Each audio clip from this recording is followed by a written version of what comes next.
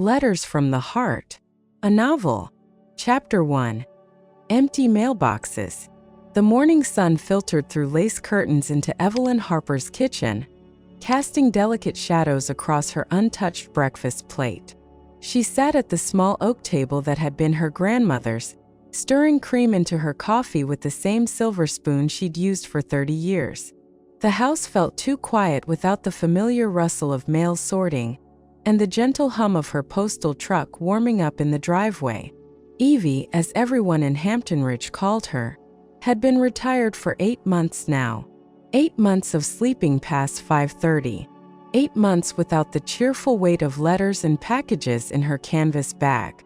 8 months without Mrs. Chun waving from her garden or old Mr. Rodriguez calling out his usual joke about the mail being late when she arrived at exactly 9:15 every morning. She walked to her front window and looked down Cedar Street toward the town center. The red brick post office building stood like a faithful old friend among the newer shops, its white columns holding up a small portico that had sheltered countless residents from rain and snow. The American flag hung still in the morning air, waiting for the breeze that would come later. Her own mailbox sat empty at the curb. Bills came electronically now, and most of her friends preferred quick phone calls to letters. The irony wasn't lost on her. A retired mail carrier with nothing to receive.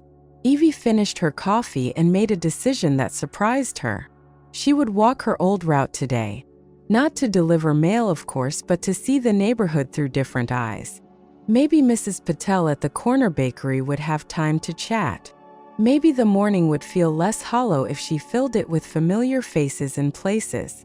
She slipped on her comfortable walking shoes and stepped outside. The September air carried the first hint of autumn, and somewhere in the distance, the bells of St. Mary's chimed 9 o'clock. Hampton Ridge was waking up, just as it had every day for the past 150 years. As Evie began walking down Cedar Street, she realized she'd forgotten something important in all those years of rushing to deliver the mail on time. She'd forgotten to really see the town she'd served so faithfully. Today she had all the time in the world to look. Chapter 2. The Scent of Memories. The bell above Patel's bakery door chimed as Evie stepped inside, immediately surrounded by the warm scents of fresh bread and cinnamon. She hadn't been inside in years, always too rushed during her mail route, always carrying too much to navigate the narrow aisles comfortably. Mrs. Harper. Priya Patel looked up from arranging croissants in the display case, her face brightening with genuine pleasure. "How wonderful to see you. I heard you retired. How are you enjoying it?" Evie smiled, though she felt a small pang at the question everyone asked. "It's an adjustment," she said honestly. "I find myself missing the routine more than I expected." "Of course you do. 30 years of getting up before dawn, knowing exactly where you needed to be every moment of the day. That's not easy to replace." Priya wiped her hands on her apron and came around the counter. "You know, I always wanted to thank you properly for those years you helped during the snowstorm of 2018. Do you remember? When Dev broke his leg and couldn't make deliveries." The memory came back clearly. Evie had offered to drop off bread orders along her mail route, refusing any payment. "That was nothing special," she said. "It was everything to us. And to Mrs. Kowalski on Elm Street, you probably saved her life, checking on her when you noticed her mail piling up." Evie had forgotten about that day. Mrs. Kowalski had fallen in her kitchen and couldn't reach the phone. A simple observation during a routine delivery had led to a 911 call and a woman's life saved. "I have something for you," Priya said, disappearing into the back room. She returned with a small wooden recipe box, worn smooth with age and use.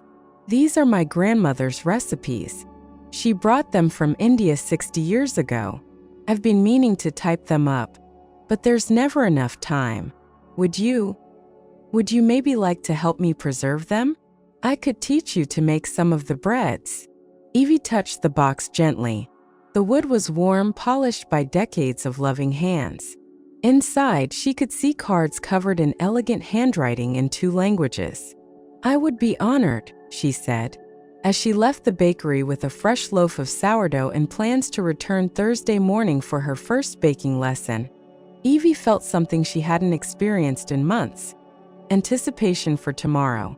A gray squirrel chattered at her from the lamppost outside, as if scolding her for taking so long. She laughed and continued down her old route, her steps lighter than they'd been in weeks. Chapter 3: Stories from the Rails. The old train depot sat at the edge of downtown Hampton Ridge like a patient grandfather waiting for visitors. Its red brick walls and green shutters had been restored by the Historical Society, but it no longer echoed with the whistle of incoming locomotives. Now it housed a small museum and gift shop that opened only on weekends. Evie had always hurried past it during her mail route, but today she noticed Frank Castellano sitting on the wooden bench outside, feeding breadcrumbs to a cluster of sparrows. Frank had been a conductor on the Pennsylvania Railroad for 40 years before the passenger service ended in 1995. "Morning, Frank," she called. "Well, if it isn't our favorite mail lady." Frank patted the bench beside him. "Heard you joined the ranks of us leisure folk. How's retirement treating you?" "Like learning to dance with 2 left feet," Evie admitted, settling beside him. "I keep looking for mailboxes to fill." Frank chuckled.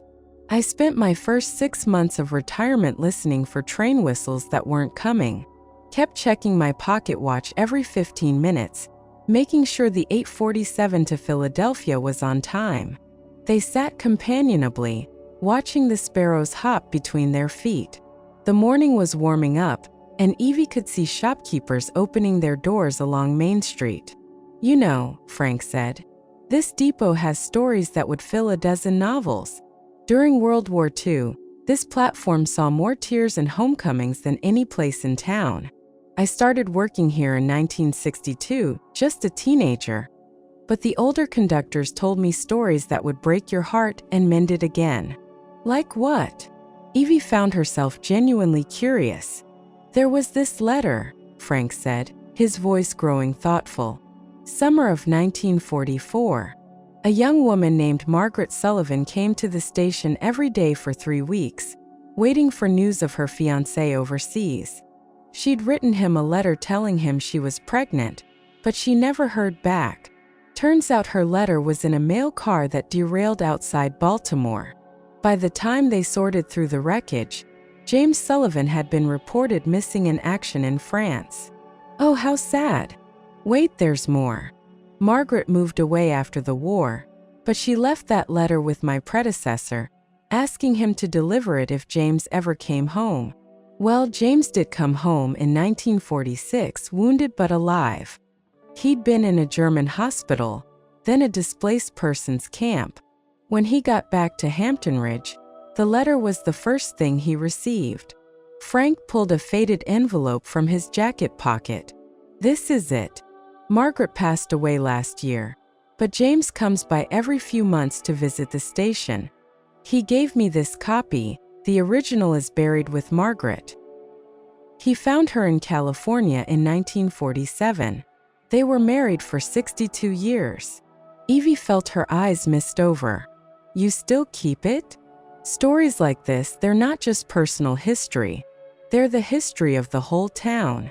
All these ordinary moments that add up to extraordinary lives. He carefully tucked the envelope away. "You know, Evie, you probably have stories like this from your mail route.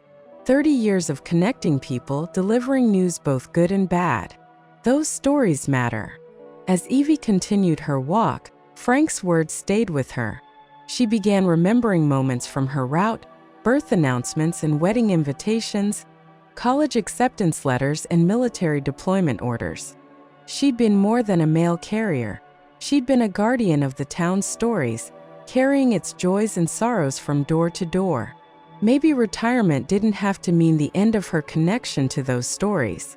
Maybe it could mean something different, a chance to help preserve them. Chapter 4: Picnics and Memories. The riverfront park stretched along the Susquehanna's lazy curve, its ancient oak trees offering pools of shade on what had become a surprisingly warm September morning.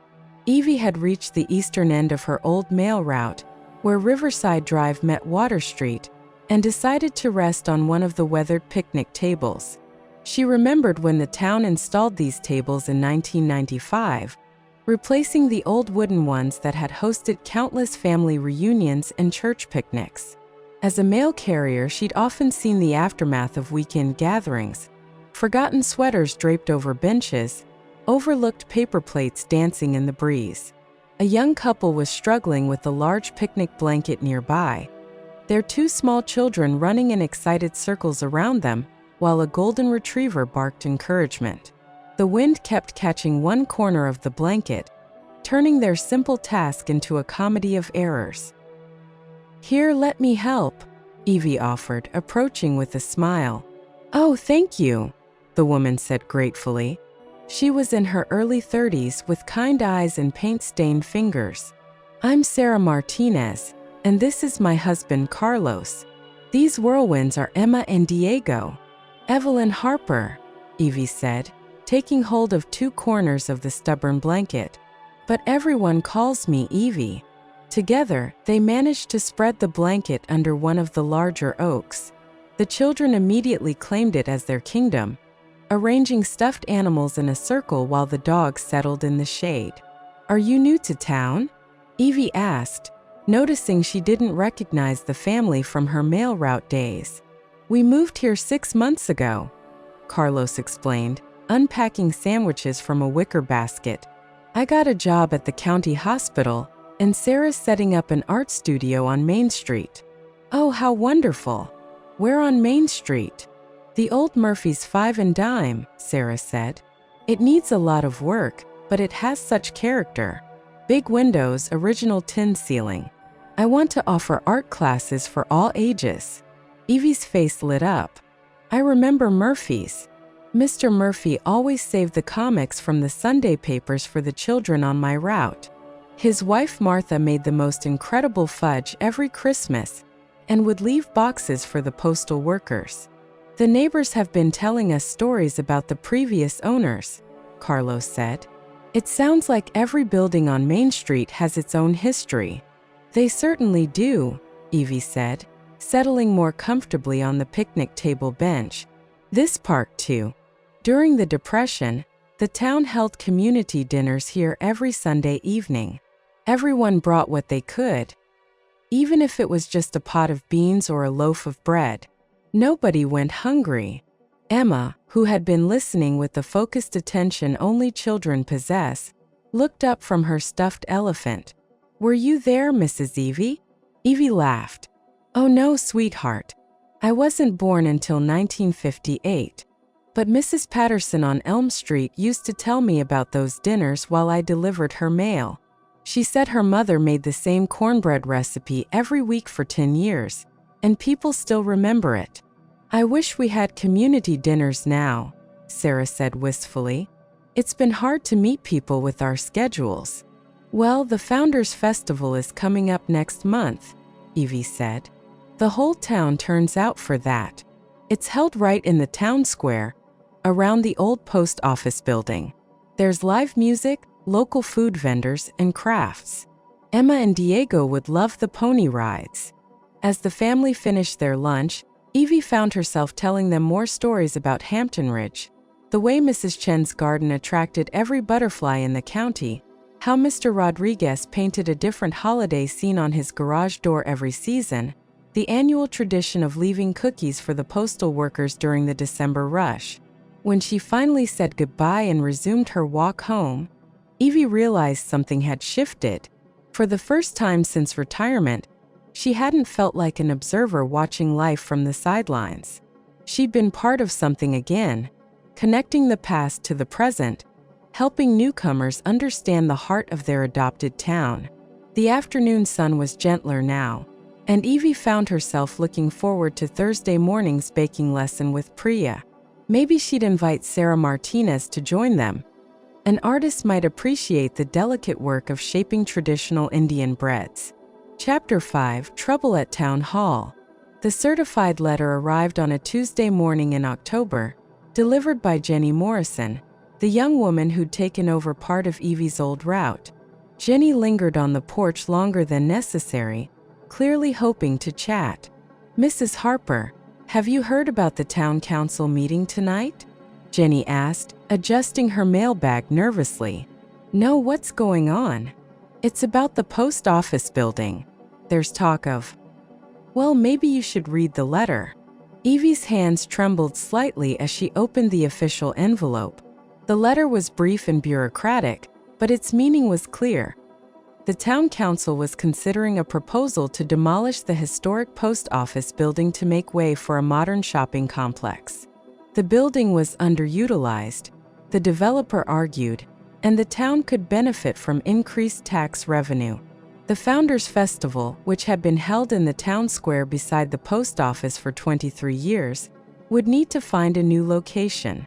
Evie sank into her kitchen chair, staring at the letter. The post office building wasn't just bricks and mortar. It was the heart of downtown Hampton Ridge, the place where 3 generations of residents had collected their mail, bought stamps for Valentine's cards, and gathered to discuss everything from weather to politics. She thought of Frank Castellano's stories about the importance of preserving local history. She thought of Priya Patel's grandmother's recipes, carefully preserved in that worn wooden box. She thought of Sarah Martinez, new to town and eager to understand its character. By evening, Evie had made several phone calls and was walking into the town hall meeting room with a small notebook and a determination she hadn't felt in months. The room was more crowded than she'd expected. Mayor Patricia Williams called the meeting to order while council members shuffled through their papers. The developer, a man in an expensive suit who introduced himself as Richard Clemens, began his presentation with glossy charts and projected revenue numbers. "The current post office building generates minimal economic activity," Clemens explained.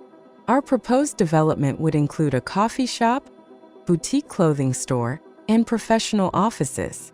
The increased foot traffic would benefit all downtown businesses." Several residents raised their hands with questions. Where would the Founders Festival be held? What would happen to the community bulletin board where people had posted notices for 60 years? Had anyone considered the historical significance of the building? Clemens had smooth answers for everything. The festival could be moved to the high school parking lot. Community notices could be posted online. History was important, but progress was necessary. Evie felt her heart racing. When Mayor Williams asked if anyone else wanted to speak, she found herself standing before she'd consciously decided to do so. "My name is Evelyn Harper," she began, her voice clearer than she'd expected. "I delivered mail in this town for 30 years, and I've lived here for 65 years. I've watched this community change and grow, and I understand the appeal of progress." She looked around the room, spotting familiar faces: Frank Castellano near the back, Priya Patel with her husband Dev, Carlos and Sarah Martinez with their children. "But I also know what we lose when we tear down our gathering places," she continued. "The post office building isn't just about mail delivery.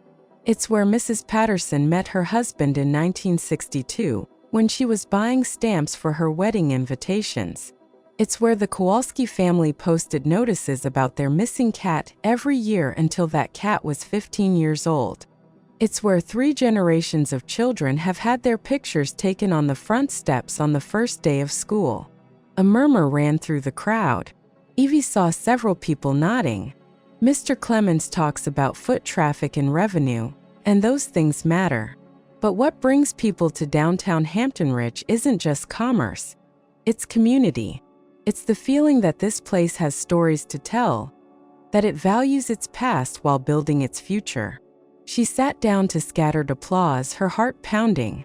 Mayor Williams thanked everyone for their input and announced that the council would vote on the proposal at next month's meeting.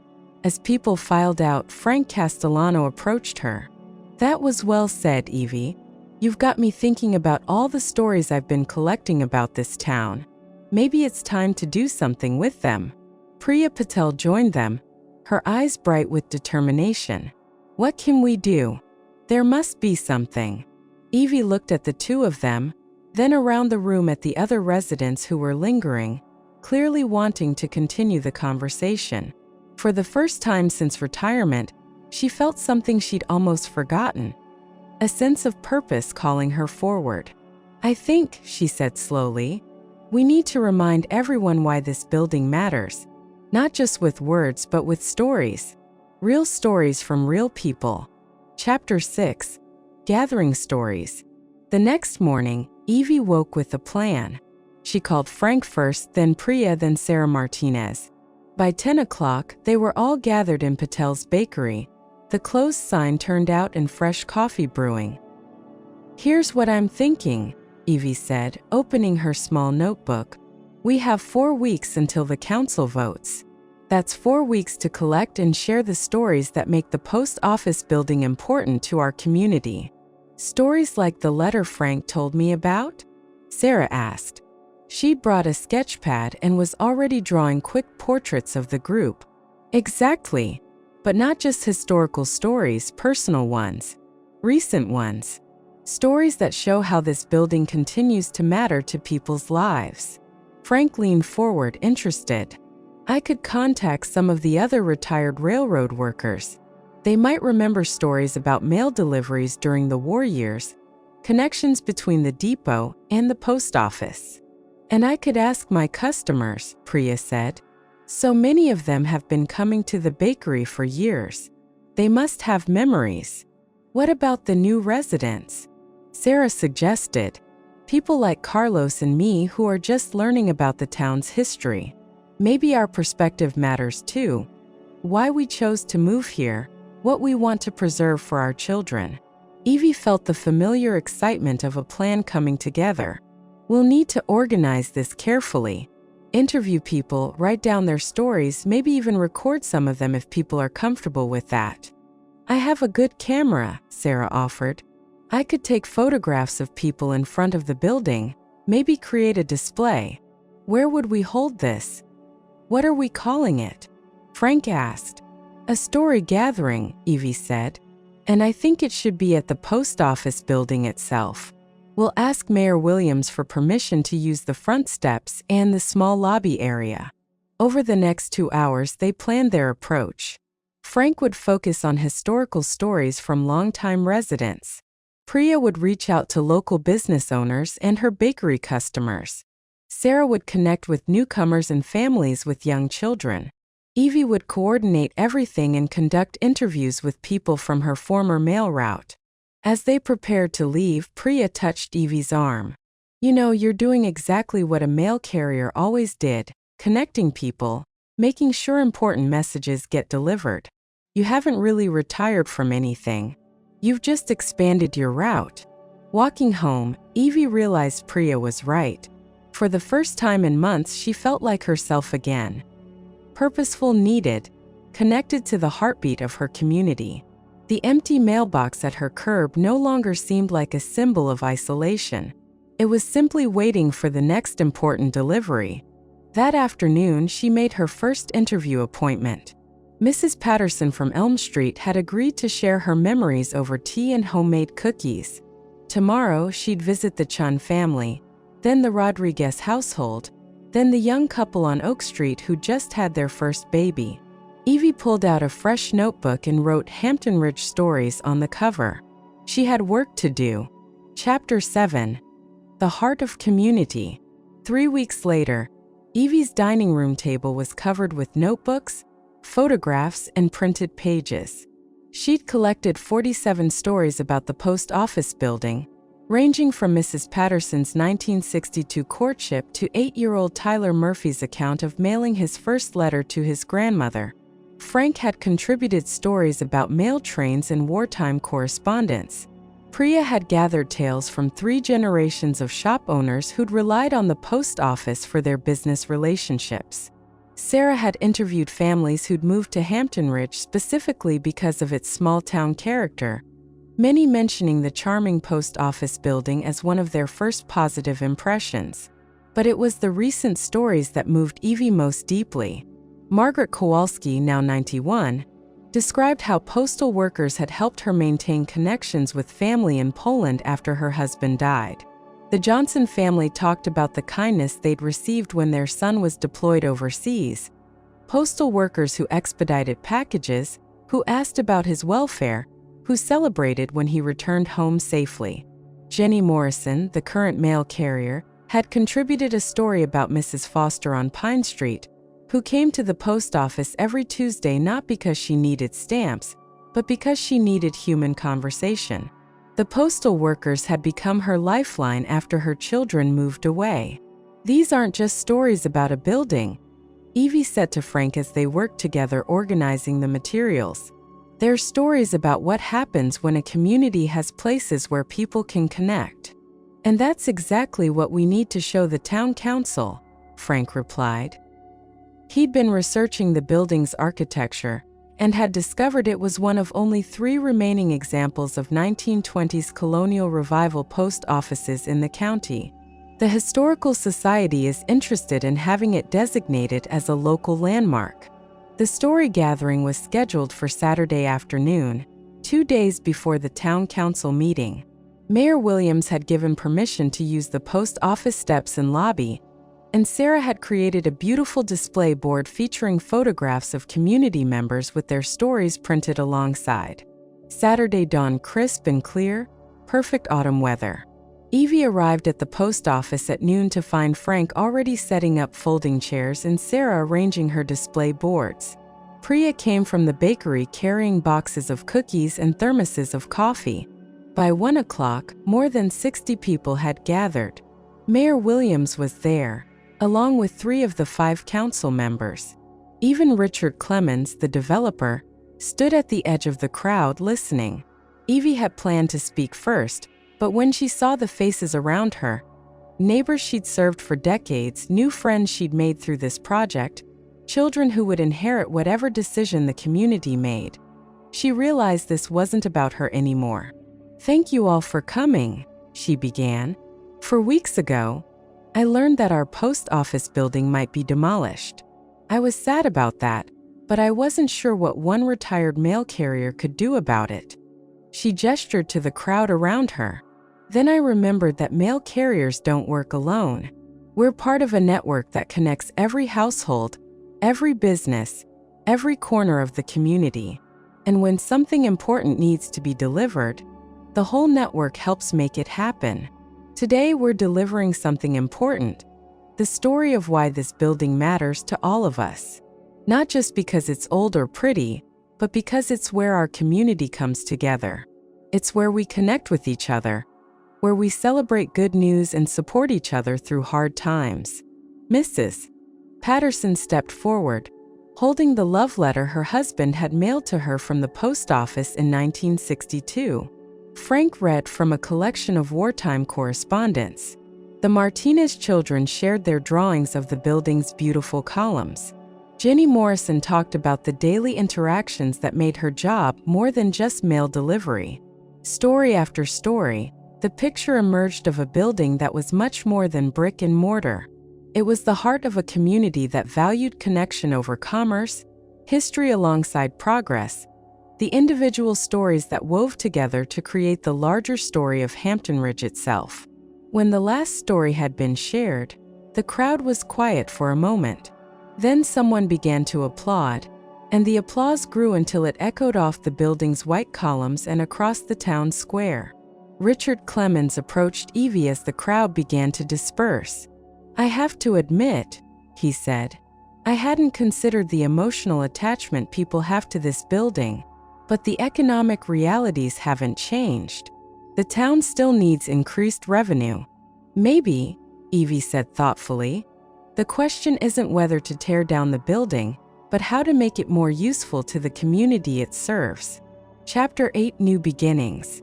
The town council meeting on Monday evening was packed.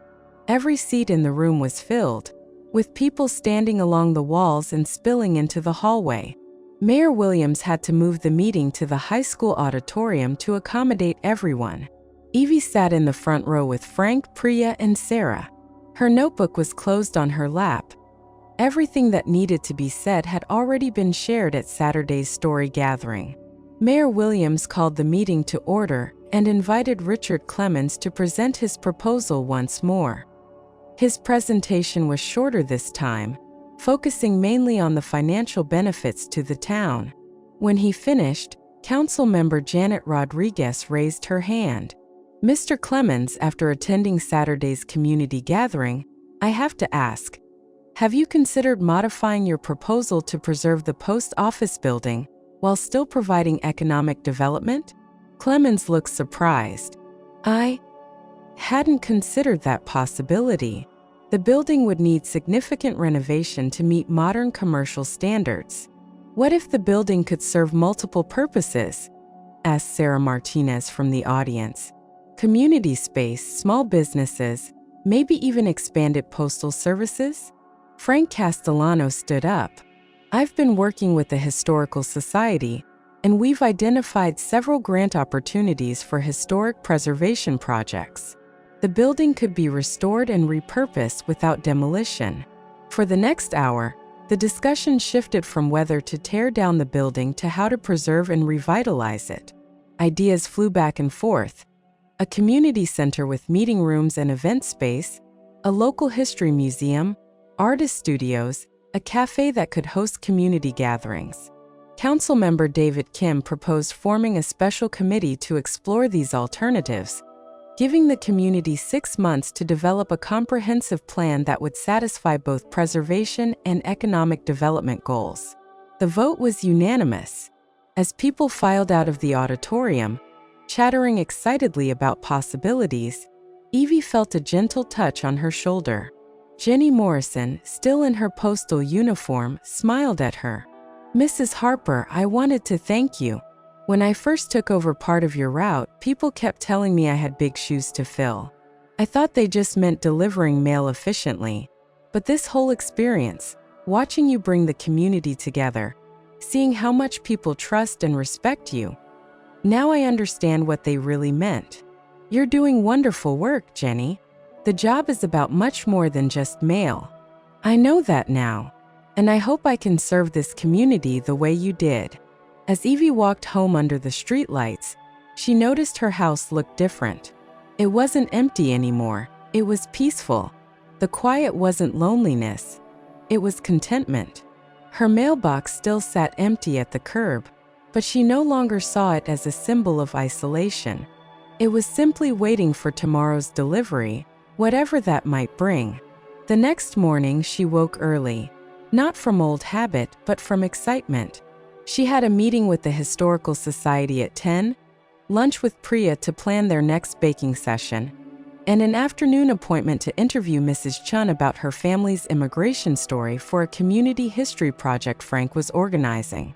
At breakfast, she opened her small notebook and wrote, "Stories connect us to each other and to the places we love. Every person has stories worth preserving. Every community needs storytellers." She paused, then added, "Retirement isn't the end of useful work. Sometimes it's the beginning of the most important work of all."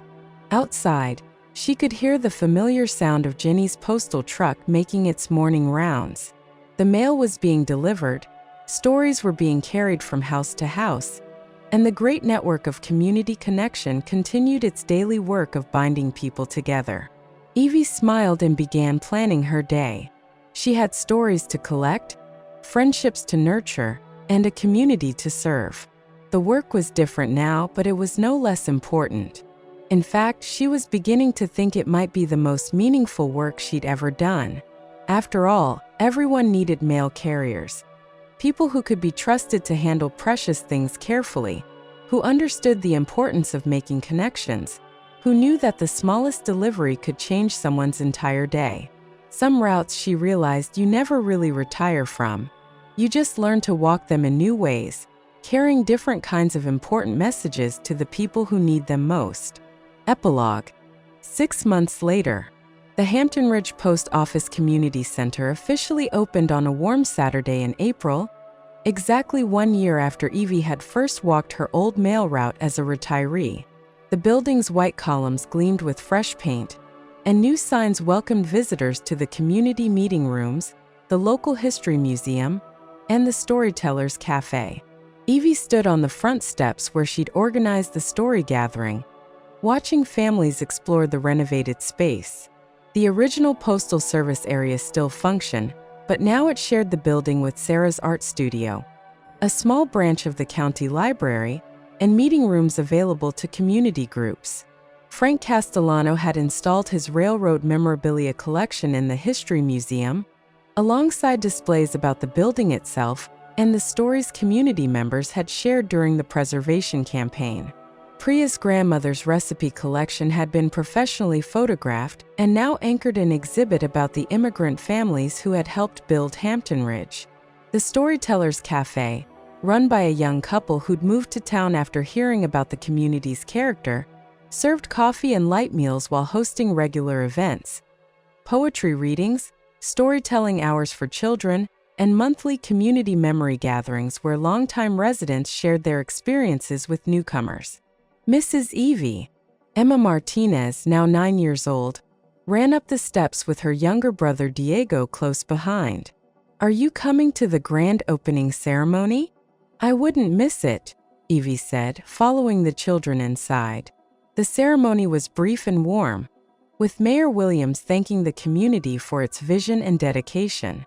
Richard Clemens, who had ultimately partnered with the town on the renovation project, spoke about the importance of balancing progress with preservation. But the moment that meant the most to Evie came when Jenny Morrison stepped to the microphone. "This building represents something essential about Hampton Ridge," Jenny said. "We're a community that values connection over convenience, relationships over revenue. We understand that the most important deliveries aren't always packages or letters. Sometimes they're kindness, attention, and the simple acknowledgement that every person's story matters." She looked directly at Evie. "We're fortunate to have people among us who understand that mail carriers, in the deepest sense, never really retire. They just find new ways to make sure important messages reach the people who need them most." The applause was warm and sustained, but Evie barely heard it. She was looking around the renovated lobby, seeing children discovering the history displays, watching neighbors reconnect over coffee, observing the easy mingling of longtime residents and newcomers. This was what community looked like. Not a building or a place, but a network of connections carefully maintained by people who understood that small acts of attention and care could grow into something larger and more lasting than any individual effort. Later, as the celebration wound down, Evie found herself alone on the front steps with Frank, Priya, and Sarah. They sat in comfortable silence, watching the sunset behind the trees that lined the town square. "So," Frank said eventually, "what's our next project?" Evie laughed. "I was thinking about the old railway bridge at the edge of town. It's been abandoned for 20 years, but it's such a beautiful spot. I wonder if there are stories there worth preserving." "I bet there are," Sarah said. "And I bet there are people in this community who'd love to help tell them." As they made plans to meet the following week, Evie realized that retirement had taught her something unexpected. She'd spent 30 years delivering mail to individual households, thinking of her work in terms of routes and schedules and completed tasks. But the most important delivery she'd ever made wasn't to a single address. It was to an entire community. The message that their stories mattered, their connections were worth preserving, and their shared commitment to caring for one another was the most valuable thing any of them possessed. The mailbox at her curb was no longer empty, she realized. It was full of purpose, friendship, and the ongoing correspondence between a woman who had learned to see retirement not as an ending, but as a new kind of beginning. And like all the best letters, this story was still being written, one day and one connection at a time.